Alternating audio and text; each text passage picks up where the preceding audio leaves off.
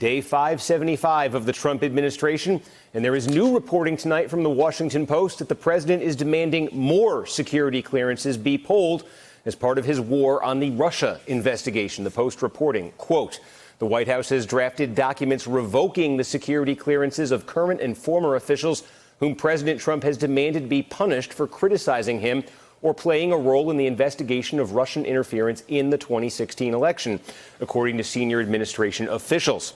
Trump wants to sign most, if not all of them, said one senior White House official, who indicated that communications aides, including Press Secretary Sarah Huckabee Sanders and Bill Shine, the newly named Deputy Chief of Staff, have discussed the optimum times to release them as a distraction during unfavorable news cycles.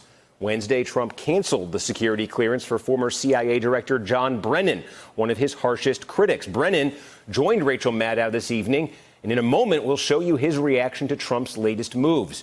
Brennan, who is a senior national security and intelligence analyst for MSNBC and NBC News, was one of the first officials to sound the alarm on Russian meddling in the 2016 election. This week, the White House also threatened to take away security clearances for several other former top intelligence and law enforcement officials with links to the Russia investigation, raising concerns Trump could make a similar move against special counsel Robert Mueller. This morning, the president again expressed his frustration with the Russia inquiry. Look, I say it again. That whole situation is a rigged witch hunt. It's a totally rigged deal. They should be looking at the other side. They should be looking at all the people that got fired by them. They should be looking at all these FBI guys who got fired and demoted. It's a really it's not us. It is a rigged witch hunt. I've said it for a long time. Mr. Mueller is highly conflicted. In fact, Comey is like his best friend. I could go into conflict after conflict. But sadly, Mr. Mueller is conflicted. But let him write his report. We did nothing. There's no collusion. But if he was doing an honest report, he'd write it on the other side.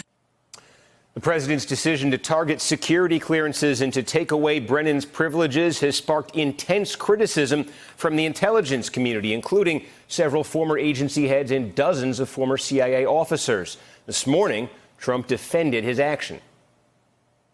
I've gotten tremendous response from having done that because security clearances are very important to me. Very, very important.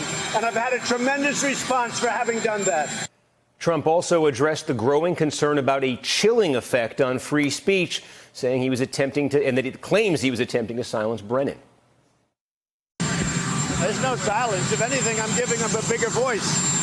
Many people don't even know who he is, and now he has a bigger voice, and that's okay with me because I like taking on voices like that. I've never respected him. I've never had a lot of respect. Now, as we mentioned, John Brennan spoke with Rachel Maddow tonight, his first sit-down interview since that security clearance was revoked. And here is his reaction to tonight's Washington Post story about Trump's efforts to take other officials' clearances. The fact that he's using a security clearance of a former CIA director as a pawn in his public relations strategy, I think is just so reflective of somebody who, quite frankly, I don't want to use this term maybe, but he's drunk on power. He really is. And I think he's abusing the powers of that office. I think right now this country is in a crisis in terms of what Mr. Trump has done and is liable to do. Brennan also spoke about his concerns regarding the Russia investigation. Robert Mueller is a real national treasure. He needs to be able to continue with this investigation unimpeded. There is collusion, I think, in open sight now because of so many things I've learned since I left office, because of what has appeared in the press. You know, the Trump Tower meeting with Don Jr. and others. And I also, when I was CIA director, I didn't know that it was the day that Mr. Trump basically gave a public call to the Russians to find Hillary Clinton's emails, that in fact it was that same day that the GRU was actively looking for it. So there is collusion in plain sight. And let's bring in our leadoff panel for a Friday night. Jonathan Allen, NBC News national political reporter, Mika Ouyang, an attorney and former staffer for the House Intelligence and Armed Services Committees, and Philip Bump, national correspondent for the Washington Post. Philip, on this issue of security clearances, John Brennan had his revoked. We hear him speaking out tonight in this same studio just a few hours ago.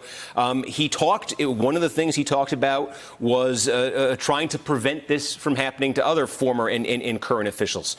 Does he have any ability to do that? Well, so one of the things that he mentioned that I thought was interesting is that he was trying to engage in a legal case to actually do so. And I'm not a lawyer, so I don't know the extent to which that would be successful.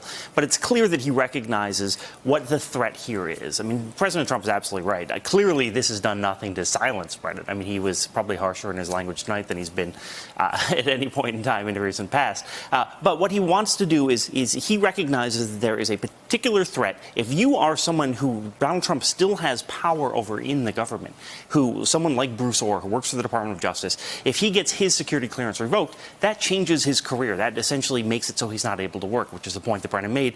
And Brennan clearly wants to make it so that Donald Trump can't use this to punish his enemies within the administration itself, within the executive branch of the government, which is, I think, the broader threat. And I think that the outside chance that people are wondering about and curious about and concerned about is whether or not he tries to exercise that threat against Robert Mueller or his team. And I want to get to that name Bruce Ohr a little bit more in a minute. People may be hearing it this week for the first time. The president talking about it a lot. But John, I just want to pick up, too, on something the president said in one of those clips we just showed and Philip just alluded to there. When he talked about Brennan, he talked about the idea of, hey, he says, I think I'm elevating him here, and I want to elevate him here. This fight over security clearance, Brennan speaking out like he is, this is something the president is very intentionally doing, he thinks, to some political benefit.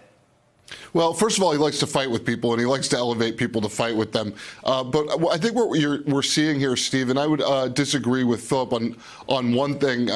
He said that the president's enemies within the administration. What's fascinating about what the president has done, and I think alarming to some, is he's using not only the informal powers of the presidency, but the formal powers of the presidency, not just to go after political enemies and political adversaries, but to go after institutions that could stand to thwart him, to go against career professionals in the intelligence community and the law enforcement community. He's basically weaponized all of the parts of the federal government that he really controls to try to beat down those parts of the federal government he doesn't functionally control right now, which means Mueller and to some extent the Justice Department, and to beat down every independent institution, whether it's the media or you're talking about the intelligence community outside of the government right now.